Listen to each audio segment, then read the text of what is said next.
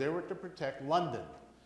Some reason, they had a hunch that eventually Hitler was going to bomb London. Even though they had this agreement, no cities should be bombed. British should not bomb German, German should not bomb British. So things were getting bad down here. In about 3 more days, all these bases would have been wiped out. Now, over here somewhere in this area, there was some refineries, ammunition depot, and German planes coming from these sectors would go up and bomb. One night, things were getting desperate for the British. One night,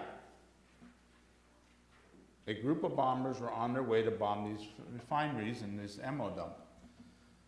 They had blackouts back then. You know, when you fly over the cities, they're all covered up, no lights on the ground, nothing. There was no moon.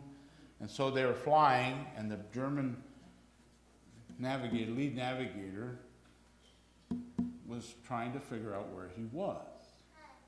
And as they were flying, suddenly bright lights from the ground came up and anti-aircraft fire.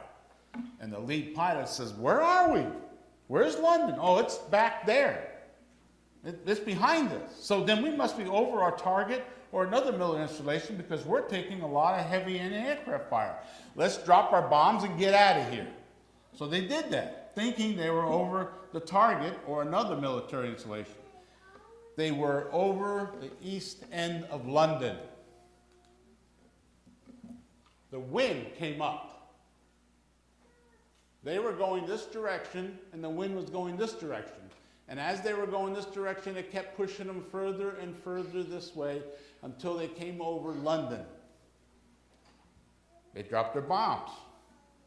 Did minor damage, but Hitler, okay, he didn't say anything at the time because they just, but Churchill did. And Churchill said, "Okay, two can play at this game. You're going to bomb London? We're going to bomb Berlin." So the next night, he sent the RAF bombers to bomb Berlin. Well, when Hitler saw that, he got all upset. And he said, "Well, if they're going to bomb our cities, we're going to bomb them. If they drop 100-kilogram bombs, we'll drop 1,000. They drop 1,000, we'll drop 10,000. They drop 10,000, we'll drop 100,000. We're going to wipe out London."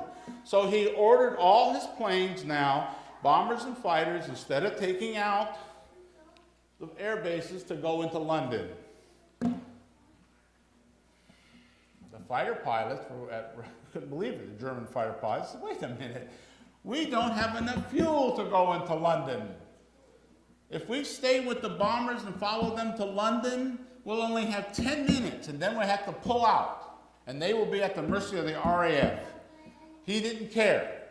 Hitler was mad. "You will do what I say." Goring told his thing, "You will do it. You will stay with the bombers. Instead of flying up here, the fighter planes, you stay right with the bombers." So what happened?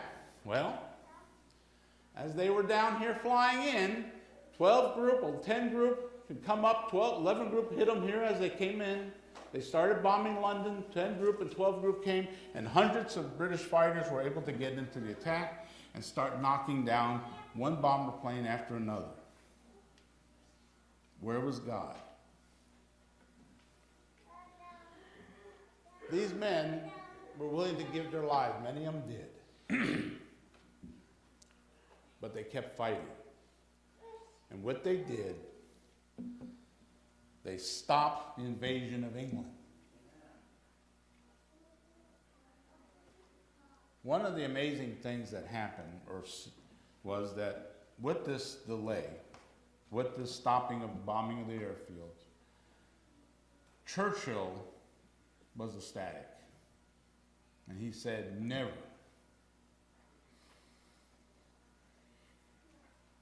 has so many owed so much to so few.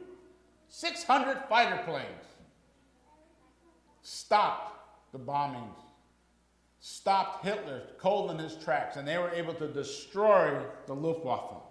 They were able to tear it apart, and so they could not invade England.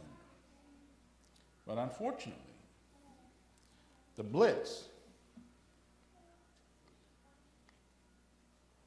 that came cost the lives of many thousands of British citizens who lived in London. There was a cost. God will step in, but there was a cost.